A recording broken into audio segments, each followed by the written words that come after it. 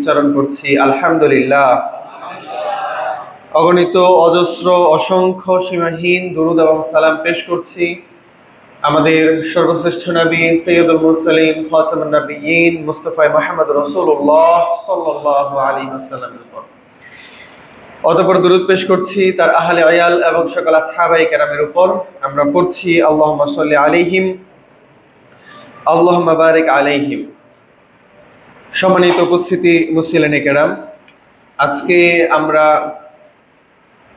একটি বিষয় নিয়ে আলোচনা করতে যাচ্ছি এবং এই বিষয়টি আমাদের ব্যক্তি জীবনের সাথে, প্রত্যেকটা কাজের সাথে ওতপ্রোতভাবে জড়িত, প্রত্যেকটি আমলের সাথে জড়িত। বিষয়ের নাম আমি আজকে বলবো না, আপনারা খুতবা থেকে বুঝে নেবেন। আল্লাহ সুবহানাহু ওয়া তাআলা কোরআনুল কারীমের শুরুতেই সে সম্পর্কে আলোচনা করেছেন। আমরা কোরআনুল কারীমের সূরাতুল বাকারার প্রথম 5 আয়াত তেলাওয়াত করেছি এবং সূরা বাকারা কোরআনুল কারীমের একদম শুরুর একটি সূরা। যদি সূরা ফাতিহাকে আমরা সূচনা ধরি, তাহলে কোরআনুল কারীমের সর্বপ্রথম চ্যাপ্টার কোনটা? সূরাতুল বাকারা। কোরআন শুরু হয়েছে সূরাতুল বাকারা দিয়ে। আর সেই সূরা বাকারার শুরুতে, অর্থাৎ কোরআনের প্রথম সূরার শুরুতে আল্লাহ তাআলা কিছু বিষয় নিয়ে আলোকপাত করেছেন। আল্লাহ তাআলা সেখানে বলছেন, আল্লাযীনা ইউমিনুনা বিল গায়বি ওয়া ইউকিমুনাস সালাতা ওয়া মিম্মা রাযাকনাহুম ইউনফিকুন। এর পূর্বে আল্লাহ তাআলা বলছেন, যালিকাল কিতাবু লা রাইবা ফীহি হুদাল লিল মুত্তাকিন, যে এই একটি কিতাব, এখানে কোনো সন্দেহ নেই, এবং এই কিতাবের উদ্দেশ্য হলো মুত্তাকিদেরকে হেদায়েত দেওয়া, মুত্তাকিদেরকে পথ দেখিয়ে দেওয়া। এবং এই মুত্তাকি কারা? এই মুত্তাকির সংজ্ঞা দিতে গিয়ে আল্লাহ তাআলা মুত্তাকিদের বৈশিষ্ট্য বর্ণনা করছেন তার পরের আয়াতে। কারা মুত্তাকি, এই কোরআন কাদেরকে পথ দেখাবে, কোরআন কাদের জন্য পথ প্রদর্শক, সেটা বর্ণনা করতে গিয়ে আল্লাহ তাআলা বলছেন যে আল্লাযীনা ইউমিনুনা বিল গায়ব, যারা অদৃশ্যে বিশ্বাস করে। অদৃশ্য বলতে আল্লাহ সুবহানাহু ওয়া তাআলা এবং আমাদের জন্য মুহাম্মদ রাসূলুল্লাহ সাল্লাল্লাহু আলাইহি ওয়াসাল্লাম, আমাদের সাহাবায়ে কেরামগণ অথবা আমরা কেউ কি আল্লাহ তাআলাকে দেখেছি? না। কিন্তু আমাদের মধ্যে কি এমন কেউ আছেন যিনি আল্লাহ তাআলাকে বিশ্বাস করেন না? না। আমরা এখানে উপস্থিত সবাই আল্লাহ তাআলার প্রতি বিশ্বাস এনেছি, কিন্তু আমরা আল্লাহ তাআলাকে দেখেছি? না, দেখি নাই। আমরা যে আল্লাহ তাআলাকে না দেখেই আল্লাহ তাআলাকে বিশ্বাস স্থাপন করেছি, এইটাই আল্লাহ তাআলা বলছেন ইউমিনুনা বিল গায়ব, যারা অদৃশ্যের প্রতি বিশ্বাস স্থাপন করেছে। আল্লাহ তাআলাকে দেখে নাই, কেবলমাত্র জেনেছে। এই জানার উপরে আল্লাহ তাআলার প্রতি বিশ্বাস স্থাপন করেছে। এই ধরনের ব্যক্তিরা হলেন মুত্তাকি। এদের আরো একটা গুণ আছে, ইউকিমুনাস সালাহ, এবং তারা সালাত কায়েম করে। কেবলমাত্র আল্লাহ তাআলার প্রতি বিশ্বাস রাখে না, এখানেই তারা সীমাবদ্ধ না। তাদের আরেকটা গুণাবলী হলো যে ইউকিমুনাস সালাহ, তারা সালাত কায়েম করে। তৃতীয় নম্বর গুণাবলীতে আল্লাহ তাআলা বলছেন ওয়া মিম্মা রাযাকনাহুম ইউনফিকুন, এবং আমি তাদেরকে যে নিয়ামত দেই, যে রিজিক প্রদান করে থাকি, সেই রিজিক থেকে তারা আল্লাহ তাআলার রাস্তায় খরচ করে। তাহলে যদি কোনো ব্যক্তি এই তিনটা কাজ করে, তাহলে সেই ব্যক্তি মুত্তাকি। ওই ব্যক্তিকে আল্লাহ তাআলা বলছেন যে কোরআন তাকে পথ দেখাবে, এবং ওই ব্যক্তিই হলেন আল্লাহ তাআলার কাছে গ্রহণযোগ্য। এদের ব্যাপারে আল্লাহ তাআলা পরবর্তী আয়াতের পরে বলছেন, উলাইকা হুমুল মুফলিহুন, এরাই হলো সফল কাম। সঠিক সফলতা যদি থেকে থাকে, তাহলে এরাই হলো সফল কাম। কারণ উলাইকা আলা হুদাম মির রাব্বিহিম, তারা আল্লাহ তাআলার দেওয়া নিয়ামত, আল্লাহ তাআলার দেওয়া গুরুত্বপূর্ণ একটা নিয়ামত, সেটা হলো হেদায়েত, এই হেদায়েতের উপরে আছে। যেহেতু তারা আল্লাহ তাআলার হেদায়েতের উপরে আছে, সুতরাং তারাই হবে হেদায়েত প্রাপ্ত এবং তারাই হবে সফল কাম। সকল কিছুর বিবেচনায় আমরা যেটা বোঝাতে চাচ্ছি সেটা হলো, আমরা যারা এই মুহূর্তে মসজিদে আছি, কেবলমাত্র আপনাদের উদ্দেশ্যে বক্তব্য, এই মুহূর্তে যারা মসজিদে আছি, সবাই আল্লাহ তাআলাকে বিশ্বাস করি কি করি না? করি। যেহেতু আজকে জুমার দিনে আমরা সালাত আদায় করতে এসেছি, তার মানে আমরা সালাত আদায় করছি কি করছি না? করছি। তাহলে মুত্তাকি হওয়ার যে দুই গুণ, ওইটা ফিল্ড আপ হয়ে গেছে অলরেডি। একটা গুণ বাকি আছে, সেটা কি? দান। সেটা হলো আল্লাহর রাস্তায় খরচ করা। কেবলমাত্র এইটুকু বাকি আছে। এখন যদি আমি এইটুকুও করতে পারি, এই গুণাবলীটাও যদি আমার ভিতরে থাকে, তাহলে আমি পরিপূর্ণ মুত্তাকি, আলহামদুলিল্লাহ। তাহলে এইটুকু বাকি। এবং এইটাকে আরবিতে বলা হয় as-সাদাকাহ। এটাকে আরবিতে কি বলা হয়? as-সাদাকাহ। সাদাকা শব্দের অর্থ বাংলায় আমরা ধরে থাকি দান, কিন্তু এর আরেকটা অর্থ হলো সত্যবাদিতা অথবা সত্যে রূপান্তরিত করা। এবং এই ঈমানের সাথে তাকওয়ার সাথে সাদাকাকে মিলানোর কারণ হলো এই যে কোনো ব্যক্তি যদি দান করে, সাদাকা করে, এই সাদাকার মাধ্যমে সে তার ঈমানের সত্যতা প্রমাণ করে। কিভাবে সে ঈমানের সত্যতা প্রমাণ করে? আপনি যে আল্লাহ তাআলাকে না দেখে বিশ্বাস করছেন, এর প্রমাণটা কি? আপনি আল্লাহ তাআলার কাছে কিয়ামতের দিন কি প্রমাণ দেখাবেন যে আল্লাহ, আমি যে দুনিয়াতে থাকা অবস্থায় তোমার প্রতি না দেখেই বিশ্বাস স্থাপন করেছি, এই হলো প্রমাণ। সেই প্রমাণটা কি? রাসূল সাল্লাল্লাহু আলাইহি ওয়াসাল্লাম বলছেন এর প্রমাণ হলো আস-সাদাকাতু বুরহান। কিয়ামতের দিন আপনি আপনার ঈমানের যে প্রমাণ দেখাবেন, এই প্রমাণটা হলো দুনিয়াতে করা আপনার সাদাকা, আপনার দান। এখন কিভাবে সাদাকা আপনার ঈমানের প্রমাণ হতে পারে সেই সম্পর্কে বুঝতে গেলে একটু গভীরভাবে বুঝতে হবে। একটা সুন্দর যুক্তি আছে, কথাটা বুঝলেই, উদাহরণ বুঝলেই আপনারা বুঝতে পারবেন। যখন আপনি কাউকে ধার দেন, সাধারণত বাংলাদেশের প্রেক্ষাপটে আমরা কেউ কাউকে ধার দিতে চাই না। সিচুয়েশনটা এরকম হয়ে গেছে যে একজন ব্যক্তি যদি ধার নেয় তাহলে তাকে আর খুঁজে পাওয়া যায় না, তাকে আর তার কাছ থেকে আর টাকা আদায় করা যায় না, অথবা সম্পর্ক নষ্ট হয়ে যায়। আগে সম্পর্ক স্বাভাবিক ছিল, ধার দিয়েছেন, এখন আর টাকা ফেরত দেয় না, এখন সম্পর্ক নষ্ট হয়ে গেছে। আমাদের বাংলাদেশের অবস্থা তো এরকমই, তাই না? কিন্তু এর পরেও এখনো কিন্তু প্রত্যেকটা ব্যক্তি কাউকে না কাউকে ধার দেন। আমরা কিন্তু প্রত্যেকেই কাউকে না কাউকে ধার দেই। কিসের উপরে ভিত্তি করে দেই? যখন আমার ভরসা থাকে যে এই লোকটা আমার টাকাটা ফিরিয়ে দিবে, ঠিক না? যখন কারো উপরে আমার নিশ্চিত ভরসা থাকে যে সে আমার টাকা মেরে দিবে না, কোনো না কোনো সময় সে আমার টাকা ফেরত দিবেই, এই বিশ্বাস যখন তার উপরে আমার থাকে, তখনই আমি তাকে ধার দিতে যাই, ঠিক কিনা? এটা হলো আমাদের বর্তমান অবস্থা, প্রেক্ষাপট। যখন আমরা সাদাকা করতে যাই, আমরা কি আসলে দান করে দেই নাকি আমরা একজনকে ধার দেই? সেই একজনকে আল্লাহ সুবহানাহু ওয়া তাআলা। কোরআন কারীমে আল্লাহ তাআলা বলছেন, মান যাল্লাযী ইউকরিদুল্লাহা করদান হাসানা ফায়ুদাইফাহু লাহু আযাফান কাসীরা। আল্লাহ সুবহানাহু ওয়া তাআলা বলছেন, যদি কোনো ব্যক্তি আল্লাহ তাআলাকে এই কর্জে হাসানা প্রদান করে, কর্জে হাসানা বলতে এই যে আমরা যে সাদাকা করছি, আমরা আল্লাহ তাআলাকে যেটা দিচ্ছি, আল্লাহ তাআলা, আমরা মনে করছি এটা দান, কিন্তু আল্লাহ তাআলা কি বলছেন? এটা হলো আমাকে দেওয়া ধার। বান্দা, তুমি যেমন আরেক বান্দাকে ধার দাও, একটা সময় পরে সে তোমাকে ফিরিয়ে দেয়, কিন্তু বান্দা তুমি যদি আমি আল্লাহ তাআলাকে ধার দাও, তাহলে আমি আল্লাহ তাআলা তোমাকে ওইটাই ফিরিয়ে দিব না, 1 গুণ ফিরিয়ে দিব, 10 গুণ, 70 গুণ, কত গুণ? আল্লাহ তাআলা সেটা বলেনই নাই। আযাফান কাসীরা, কত গুণ যে বাড়িয়ে দিব, এটা একমাত্র আমি আল্লাহ সুবহানাহু ওয়া তাআলার কাছে সংরক্ষিত। তাহলে আল্লাহ তাআলা কতটা বাড়াবেন সেটা আমাদের ধারণার ভিতরে আছে? নাই, একমাত্র আল্লাহ তাআলা ভালো জানেন। তবে একটা সংক্ষিপ্তভাবে একটা গাইডলাইন দেওয়া হয়েছে, একটা আউটলাইন দেওয়া হয়েছে যে হয়তোবা আল্লাহ তাআলা প্রত্যেকটা দানকে 10 গুণ বাড়িয়ে দিবেন। 10 থেকে তিনি এটাকে 70 করবেন, 70 থেকে তিনি এটাকে 700 করবেন, এবং 700 পরে তিনি কত যাবেন এটা আল্লাহ তাআলার ইচ্ছাধীন। এবং এইটা নির্ভর করে আপনার ঈমানের উপরে। আপনার ধারকে, আপনার দেওয়া দানকে আল্লাহ তাআলা কত গুণ বাড়িয়ে তারপর আপনার আমলনামায় লিখবেন, এটা নির্ভর করে আপনার ঈমানের উপরে, যে আপনি কত বড় ঈমানদার, এইটার উপরে নির্ভর করে। সুতরাং আপনি যদি আল্লাহ তাআলাকে ধার দেন, তাহলে আল্লাহ তাআলা সেই ধারটা আপনাকে ফিরিয়ে দিবেন কিয়ামতের দিনে। হতে পারে দুনিয়াতেই ফিরিয়ে দিবেন, অথবা হতে পারে দুনিয়াতে না দিলেও আল্লাহ তাআলা আপনাকে আখিরাতে ফিরিয়ে দিবেন। সুতরাং যখন আপনি সাদাকা করতে যাচ্ছেন, যখনই আপনি সাদাকা করতে যাচ্ছেন, তখন আপনি এই বিশ্বাস নিয়েই আপনি সাদাকা করছেন যে আমার দেওয়া এই ঋণ আল্লাহ তাআলা কোনো না কোনো টাইমে ফিরিয়ে দিবেনই দিবেন।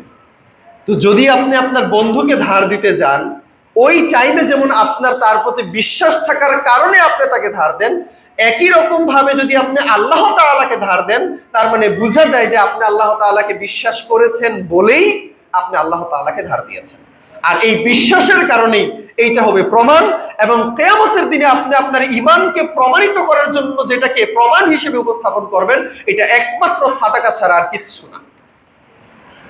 সম্মানিত উপস্থিতি মুসলিম কেরাম, এখান থেকে যদি আমি একটু ঘুরিয়ে বলি, কথাটাকে যদি আমি একটু উল্টো করে বলি, তাহলে আমি বলবো যে যদি আপনার সাদাকা থেকে না থাকে, যদি আপনার জীবনে সাদাকা না থাকে, যে আপনি আপনার জীবনে এরকম একটা দান করেনই নাই, অথবা আপনি আপনার জীবনে দানই করেন নাই, তাহলে হয়তো বা আপনি দাবি করছেন যে আপনি ইমানদার, কিন্তু আসলেই কি আপনি ইমানদার না? কারণ আপনার কাছে প্রমাণই নেই। কিয়ামতের দিন তো আল্লাহ তাআলা আপনার কাছে প্রমাণ চাইবেন, কিন্তু যদি আপনার সাদাকাই না থাকে, আপনি প্রমাণ করবেন কিভাবে যে আল্লাহ দুনিয়াতে আমি আপনার প্রতি ইমানদার ছিলাম? সুতরাং যদি ঈমান প্রমাণিত করতে চাই আমরা, তাহলে আমাদেরকে সাদাকা করতে হবে। আর এটাকে এমন ভাবে আল্লাহ তাআলা বিস্তৃত করেছেন, এমন ভাবে বিস্তৃত করেছেন যে প্রত্যেকটা ধাপে, প্রত্যেকটা জায়গায়, প্রতি মাসে, প্রত্যেক সাবজেক্টে আমাদেরকে দানের কথা বলতেই হয়, চাই বা না চাই। হয়তোবা আমি কোনো সপ্তাহে স্কিপ করি, অথবা কোনো সপ্তাহে আমি বলতে বাধ্য হই, কোনো মাসে হয়তোবা আমি ছেড়ে চলে যাই, অথবা কোনো মাসে আমি বলতে বাধ্য হই, কিন্তু প্রত্যেকটা জায়গায় আল্লাহ তাআলাকে সাদাকে ঢুকিয়ে দিয়েছেন। আজকে যদি আমি হজের আলোচনা করতে চাই, আমাকে সাদাকা নিয়ে আলোচনা করতে হবে, কারণ যদি আপনি হজের মধ্যে কোনো ধরনের ভুল করেন, তাহলে সেটা কাফফারা দিতে হবে আপনাকে সাদাকা দিয়ে। অথবা আপনি যদি রমজান মাসে চলে আসে, রমজান মাসে সিয়াম পালন করতে যান, আমাকে সাদাকা নিয়ে আলোচনা করতে হবে, কারণ রমজান মাসকে রাসূল সাল্লাল্লাহু আলাইহি ওয়াসাল্লাম সাদাকা দিয়ে একদম ঢেকে দিয়েছেন। এখন রমজান মাসে যদি আপনি কোনো ভুল করে থাকেন, যেমন রমজান মাসে আপনি স্ত্রীর সাথে সম্পর্ক করে ফেললেন সিয়াম পালন করা অবস্থায়, এখন এইটার কাফফারা দিতে গেলেও আপনাকে কি করতে হবে? সাদাকা দিতে হবে। আপনি শপথ গ্রহণ করেছেন, কিন্তু শপথ রক্ষা করতে পারেন নাই, এখন এই শপথের কাফফারা দিতে গেলেও আপনার সাদাকা করতে হবে। আপনি কসম করেছেন, অথবা আপনি মানত করেছেন, কিন্তু এই মানত আপনি ধরে রাখতে পারেন নাই, সুতরাং এইটার কাফফারা দিতে গেলেও আপনার সাদাকা করতে হবে। যা কিছুই জীবনে ঘটুক না কেন, প্রত্যেকটা আমলের সাথে, প্রত্যেকটা ইবাদতের সাথে, প্রত্যেকটা মাসের সাথে আল্লাহ সুবহানাহু ওয়া তাআলা সাদাকাকে ঢুকিয়ে দিয়েছেন। যদি কোনো রকমের বিপর্যয় আসে, ওই বিপর্যয়কে ঢেকে দেওয়ার জন্য রাসূল সাল্লাল্লাহু আলাইহি ওয়াসাল্লাম সাদাকার কথা বলেছেন। রাসূল সাল্লাল্লাহু আলাইহি, আপনারা সূর্যগ্রহণ অথবা চন্দ্রগ্রহণের ব্যাপারে জানবেন। এখন যদি সূর্যগ্রহণ হয় অথবা চন্দ্রগ্রহণ হয়, সেটা হলো আল্লাহ তাআলার পক্ষ থেকে আসা একটা বিপদ।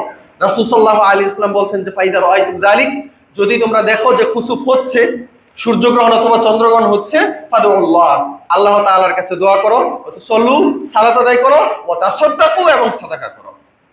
যদি সূর্যগ্রহণ হয়, চন্দ্রগ্রহণ হয়, যদি কোনো বিপর্যয় আসে, যদি ভূমিকম্প হয়, অথবা ভূমিধস হয়, অথবা কোনো বন্যা হয়, অথবা যাই হোক না কেন, যদি কোনো খরা আসে, অথবা অতিরিক্ত বৃষ্টিপাত হয়, যে কোনো বিপদে, যে কোনো প্রাকৃতিক দুর্যোগে যদি তুমি রক্ষা পেতে চাও, তাহলে আল্লাহর রাস্তায় সাদাকা করো।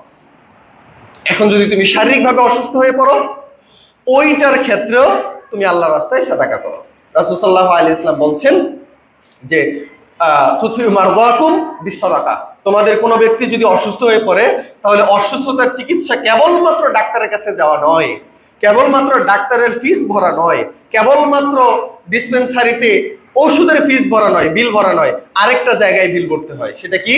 সাদাকা, দান করতে পারা। কিন্তু অবস্থা তো বর্তমানে এরকম, একজন রোগী, আপনার বাবা অথবা আপনার ভাই, আপনার মা, যেই হোক না কেন, একজন হসপিটালে পড়ে আছে, দিনের পর দিন আপনি সেখানে টাকা খরচ করছেন, আপনার মসজিদে অথবা মাদ্রাসায় দান করার সেই মনোবল তৈরি হয় না। আর বর্তমানে তো সিচুয়েশন এরকম যে আপনার বাবা মা ভাই বোন অসুস্থ হয়ে পড়ে আছে, আপনি তাদের চিকিৎসা করাতে চান না, টাকা খরচ করতে চান না, কিন্তু মরার পরে ঠিকই 40-এর মধ্যে শত শত মানুষ নিয়ে আসেন। গত সপ্তাহে নাকি এরকম একটা নিউজ হয়েছিল, কোথায় নাকি একটা নিউজ হয়েছে, আমি জাস্ট একজনের কাছ থেকে শুনতে পেয়েছি, বিস্তারিত জানি না, কিন্তু নিউজ হয়েছে যে তার বাবা নাকি তার একজন মা, মানে নিকটাত্মীয়, সে অসুস্থ থেকে থেকে লম্বা সময় কাতরাতে কাতরাতে মৃত্যুবরণ করেছে, তার চিকিৎসা করানো হয় নাই টাকার কারণে, কিন্তু মৃত্যুবরণ করার পরে প্রায় কয়েক লক্ষ টাকা খরচ করে তারপর তার 40 করা হয়েছে। নাউযুবিল্লাহি মিন যালিক। এই হলো আমাদের দেশের অবস্থা। টাকা যখন খরচ করা উচিত আমরা তখন খরচ করতে রাজি না, টাকা খরচ করব এমন ভাবে যেটা ইসলামের বিপরীত। ইসলাম যেটা থেকে নিষেধ করে আমরা ওইটাই করি, আর যেটার ব্যাপারে আগ্রহী করে আমরা ওইটা থেকেই বিরত থাকি। আমরা গত সপ্তাহের আগের সপ্তাহে এই দুঃখ আপনাদের সামনে উপস্থাপন করেছিলাম, এটাকে আর আজকে পুনরাবৃত্তি করতে চাই না। জাস্ট এইটুকুই বলছি যে যে কোনো সমস্যাই হোক না কেন, এটার একমাত্র সমাধান আপনি সাদাকা করবেন।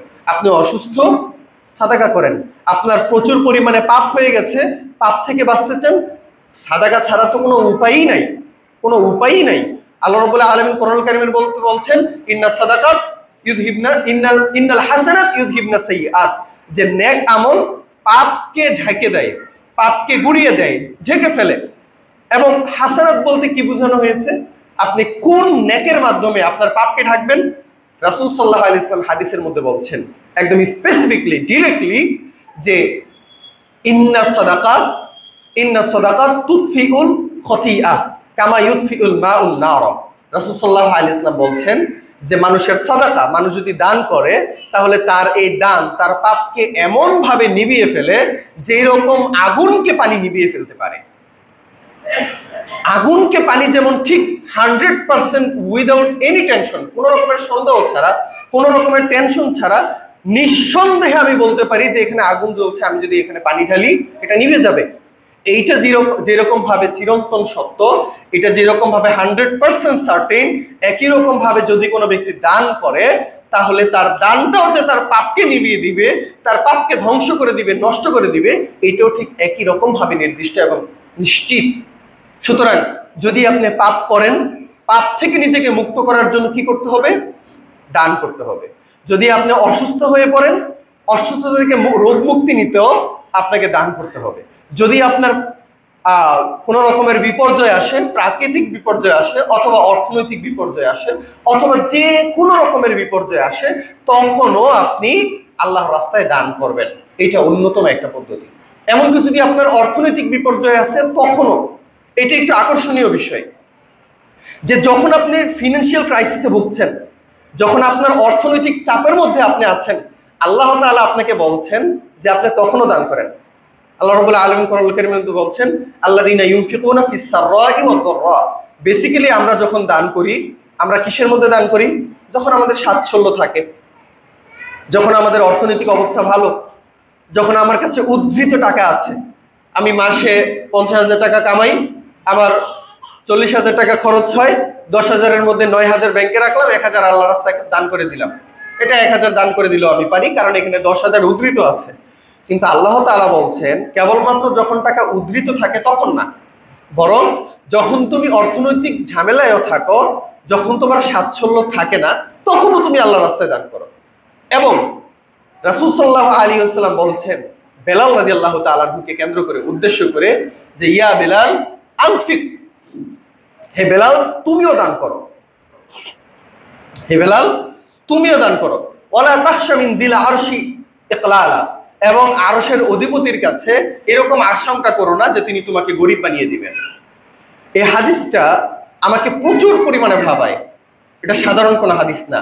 যদি আপনি একটু গভীরভাবে চিন্তা করেন, আপনি হাদিসের মর্ম এবং গভীরতা উপলব্ধি করতে পারবেন।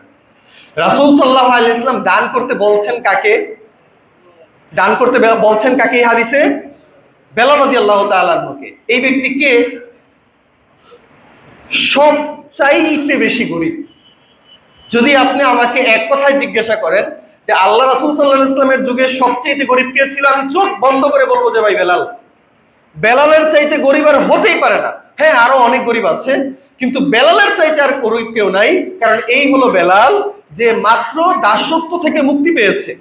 অথবা এই হাদিস কি দাসত্ব থাকা অবস্থায় কিনা সেটা আমি জানি না, তবে মুহাদ্দিসিনে কেরামের বক্তব্য মতে এটা হলো ওই সময়ের কথা যখন বেলাল মাত্র দাসত্ব থেকে মুক্তি পেয়েছে, এবং দাসত্ব থেকে মুক্তি পাওয়ার মতো অর্থ তার কাছে নাই। তাকে প্রচুর পরিমাণে নির্যাতন করা হতো। এই নির্যাতন সহ্য করতে না পেরে আবু বকর রাদিয়াল্লাহু তাআলা আনহু তাকে দাসত্ব থেকে মুক্ত করেছিলেন তার নিজের পকেটের টাকা দিয়ে। তো যখন একটা ব্যক্তি দাসত্ব থেকে মুক্ত হয় এবং কি অন্যের টাকার মাধ্যমে, তার মানে সে সবচাইতে বেশি গরিব। তার পরনের কাপড়টাও নাই। সে যদি গোসল করতো তাহলে লুকিয়ে গোসল করতে হতো, অথবা ভিজা কাপড় পরেই লম্বা সময় থাকতে হতো, কারণ কাপড় এটা ছাড়া আর তার কাছে কিছুই নাই। সোজা কথায় আপনার বিবেক ওই পর্যন্ত যাবে না যে বেলাল কতটা গরিব ছিল। কারণ আমাদের সমাজে যারা ভিক্ষা করে তারা কি কাপড় ছাড়া ভিক্ষা করে? না, তাদের কাছে কি ঘর আছে না নাই? থাকার ঘর আছে, ওই দিন অথবা ওই পুরো মাস খাওয়ার টাকা আছে, অর্থ আছে, যথেষ্ট পরিমাণে কাপড় আছে, অন্তত কাপড় পুরানো হলো তার বাড়িতে কাপড় আছে। কিন্তু বেলাল এমন একজন ব্যক্তি, খাবার দাবারের তো পরের কথা, এমনকি তার থাকার জায়গাও নাই, তার খাওয়ার কিছু নাই, পরিধান করার মতো কোনো কিছু নাই। এই ব্যক্তিকে রাসূল সাল্লাল্লাহু আলাইহি ওয়াসাল্লাম উদ্দেশ্য করে বলছেন যে বেলাল তুমি আল্লাহর রাস্তায় দান করো। How it can be possible? কিভাবে সম্ভব এটা? এবং তিনি প্রত্যুত্তরে আবার কি বলছেন, পরবর্তীতে আবার কি বলছেন, যে যিনি আরশের অধিপতি, ওই আরশের অধিপতির কাছ থেকে তুমি এই আশঙ্কা করিও না যে তিনি তোমাকে গরিব বানিয়ে ফেলবেন।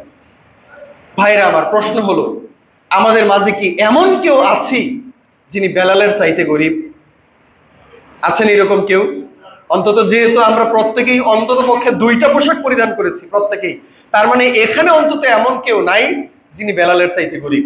আমাদের এলাকায় এমন কোনো ব্যক্তি আছেন যিনি বেলালের চাইতে গরিব, যারা আপনার বাড়িতে এসে ভিক্ষা করে? আছে এমন কেউ যারা বেলালের চাইতে গরিব? তার মানে এই বক্তব্য যদি আল্লাহ রাসূল সাল্লাল্লাহু আলাইহি ওয়াসাল্লাম বেলালকে বলে থাকেন, তাহলে আমাদের ব্যাপারে কি অবস্থা? যার কাছে প্রচুর পরিমাণে সম্পদ আছে, যার ঘরে অন্তত পক্ষে কয়েক মাস চলার মতো টাকা আছে, অর্থ আছে, সম্পদ আছে, কোনো কিছুর অভাব নাই, তাদের ব্যাপারে কি অবস্থা? এরপরে আবার রাসূল সাল্লাল্লাহু আলাইহি ওয়াসাল্লাম বলছেন যে তুমিও দান করো, তুমিও দান করো, এমনকি তুমি আরশের অধিপতির কাছে তুমি গরিব থাকবা এই আশঙ্কা করো না। এখানে 2টা বিষয়। নাম্বার ওয়ান হলো যে আরশের অধিপতিকে আমি দান করব, অর্থাৎ তাকে কর্জে হাসানা দিব, এমনকি অথচ আমার কাছে এই মুহূর্তে কিছুই নাই। সেক্ষেত্রে রাসূল সাল্লাল্লাহু আলাইহি ওয়াসাল্লাম বলছেন বেলাল এই মুহূর্তে কি দিতে পারে? কিছুই নাই তার কাছে। রাসূল সাল্লাল্লাহু আলাইহি ওয়াসাল্লাম বলছেন একটা খেজুর দান করো। আচ্ছা, তোমার কাছে একটা খেজুরও নাই, দান করার আমার নিজের খাওয়ার মতোই কিছু নেই, আমি খেজুর কোথা থেকে দান করবো? আচ্ছা ঠিক আছে, খেজুর নাই, তাহলে এক কাজ করো, খেজুরের আটি দান করো, তারপরও দান করো, খেজুরের আটি হলেও দান করো। এখন খেজুরের আটি তো আর মানুষ খায় না। রাস্তায় যদি আপনি হাঁটেন, যেহেতু ওই সময়ের খাবারই ছিল খেজুর, আপনি যদি রাস্তা দিয়ে হাঁটেন 2-3টা আটি তো আপনার চোখের সামনে পায়ের নিচেই পড়বে।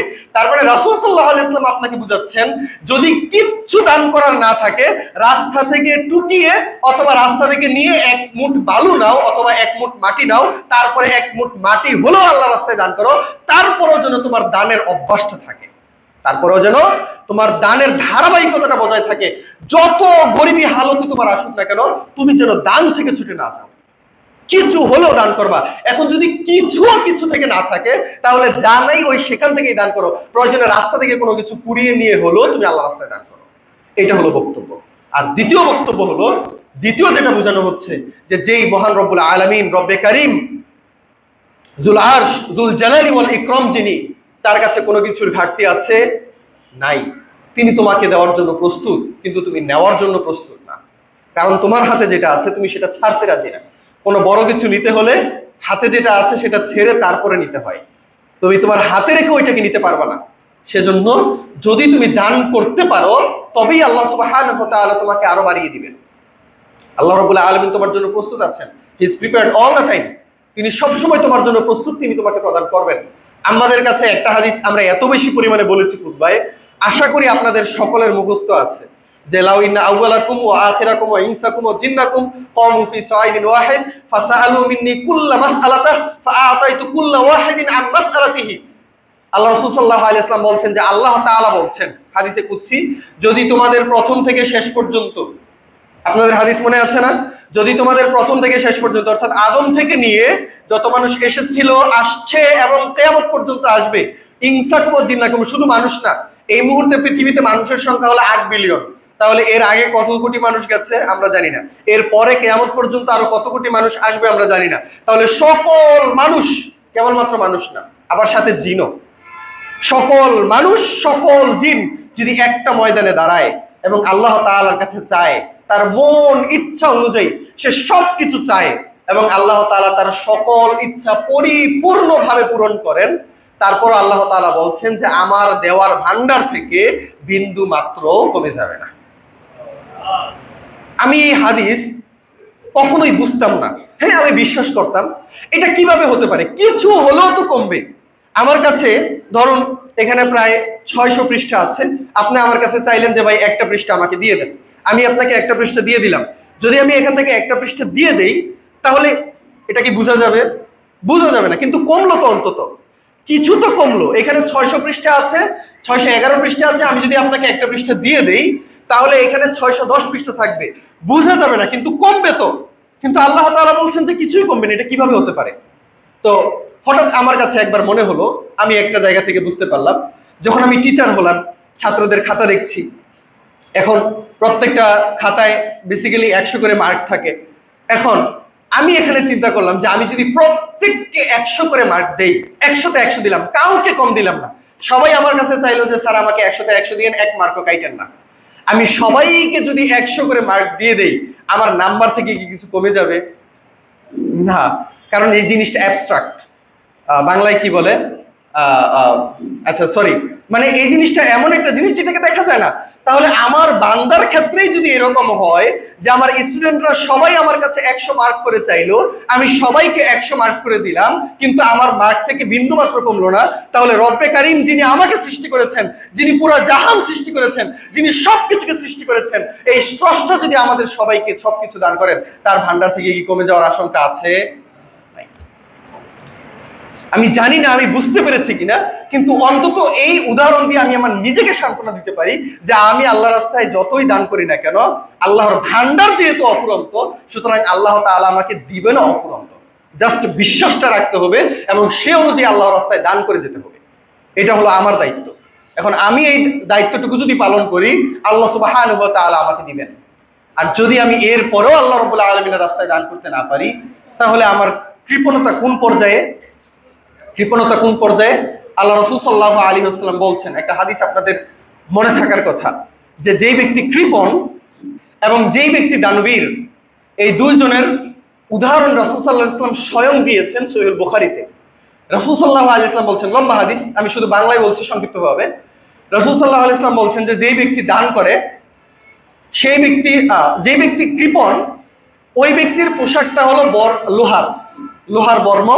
সাধারণত লোহার বর্ম কোমর পর্যন্ত যায়, কিন্তু তার বর্ম হলো বুক পর্যন্ত, গলা থেকে বুক পর্যন্ত, সেটাও আবার লোহার।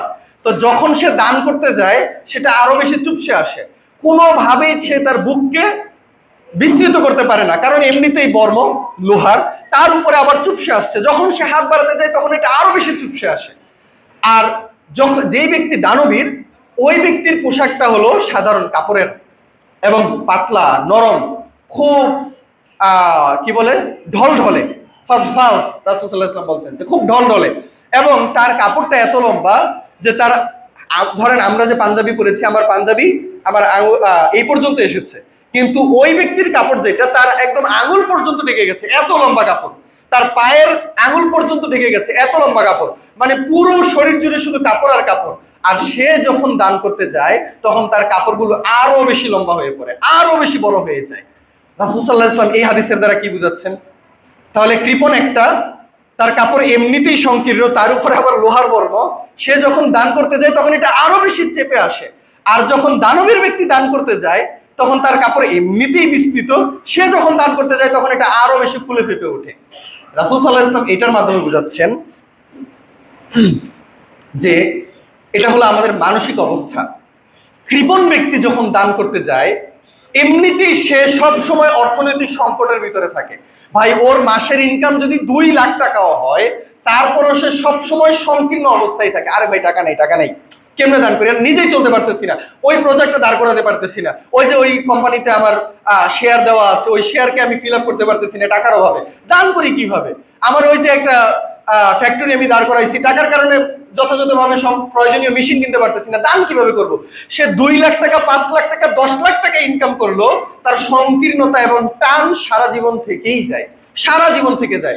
আর যখন সে 1000 টাকা দান করতে যায়, আয় হায়, এই 1000 টাকা যদি আমি এখানে দান না করি, তাহলে আমি আরো 1 বান্ডেল সুতা কিনতে পারবো। যদি এখানে 500 টাকা দান না করি, তাহলে 500 টাকা দিয়ে আমি দোকানে আরো 50টা সাবান তুলতে পারবো, সেখান থেকে আমি আরো বেশি টাকা ইনকাম করতে পারবো। তো যখন কৃপণ ব্যক্তি দান করতে যায়, তখন তার সংকীর্ণতা আরো বেশি চুপসে আসে, আরো বেশি বড় হয়ে দেখায়। আর যখন দানবীর ব্যক্তি দান করতে যায়, তার ইনকাম যতই হোক না কেন ভাই, সে যদি 5000 টাকাও মাসে দান করে, সে চিন্তা করে আলহামদুলিল্লাহ, আমার তো মাসে 4000 টাকা লাগে খাওয়ার, তার মানে আমি যদি আর একটু চেপে সুপে চলতে পারি, তাহলে 1000 টাকা আমার উদ্যোগ থাকে, তো 1000 টাকা থেকে তো 500 টাকা দান করাই যায়, না দিয়ে দিই। তো যখন দানবীর ব্যক্তিরা দান করতে যায়, তখন তার অর্থনৈতিক সিচুয়েশন যাই হোক না কেন, সে দান করতে পারে এবং তার হৃদয়টা প্রশস্ত থাকে। আর কৃপণ ব্যক্তি যখন দান করতে যায়, তখন সে আরো চুপসে যায় এবং তার অর্থনৈতিক সংকট দেখা দেয়। সম্মানিত উপস্থিতি মুসলিম কেরাম, সেজন্য রাসূল সাল্লাল্লাহু আলাইহি ওয়াসাল্লাম এখানে এইভাবে বুঝাচ্ছেন যে আমরা যখন দান করতে যাই, তখন আমরা সত্যিকার অর্থে কৃপণ নাকি দানবীর, এখন আমাদেরকে বুঝতে হবে। এই উদাহরণ দিয়ে এখন আপনি আপনার নিজের উপরে প্রয়োগ করেন, আমিও আমার উপরে এই উদাহরণটা প্রয়োগ করি। আপনি যখন দান করতে যান তখন আপনার অনুভূতিটা কেমন হয়? আয় হায়, চাপ, পারিবারিক চাপ, সন্তানের জন্য এটা কিনতে হবে, ওইটা কিনতে হবে, দোকানে মাল বসাতে হবে, যারা কর্মচারী আছে তাদেরকে মজুরি দিতে হবে, এই হয়ে গেছে, ওই হয়ে গেছে, এই চাপ, ওই চাপ। এই চাপ যদি আপনার ভিতরে তৈরি হয়, কাজ করে, তাহলে বুঝতে হবে কৃপণতার ভিতরে এখনো আপনি রয়েছেন। আর আপনার ইনকাম যাই হোক না কেন, আপনি যদি খোলা মনে দান করতে পারেন, তাহলে নিঃসন্দেহে আমি বলবো রাসূল সাল্লাল্লাহু আলাইহি ওয়াসাল্লাম স্বয়ং আপনাকে দানবীর বলে আখ্যায়িত করেছেন। সম্মানিত উপস্থিতি, মুসলিম কেরাম, আলোচনা লম্বা করতে চাই না।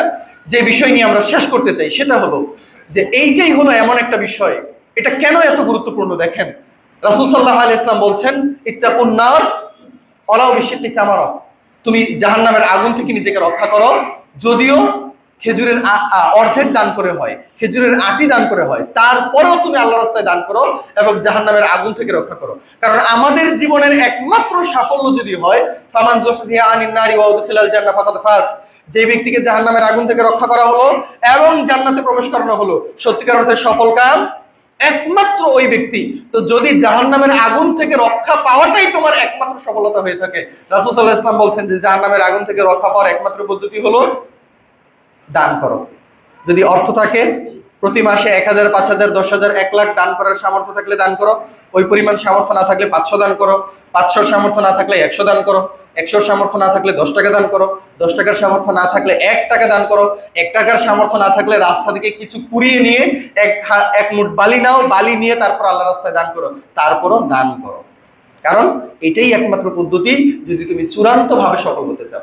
আর এটা এমন একটা জিনিস, সাধারণত, আচ্ছা, একটা পরিচিত হাদিস আমরা সকলেই জানি, লম্বা আলোচনার প্রয়োজন নাই, যে সাধারণত একজন ব্যক্তি আরেকজনকে দেখে ঈর্ষা করবে, হিংসা করবে, এটা কি ইসলামে জায়েজ?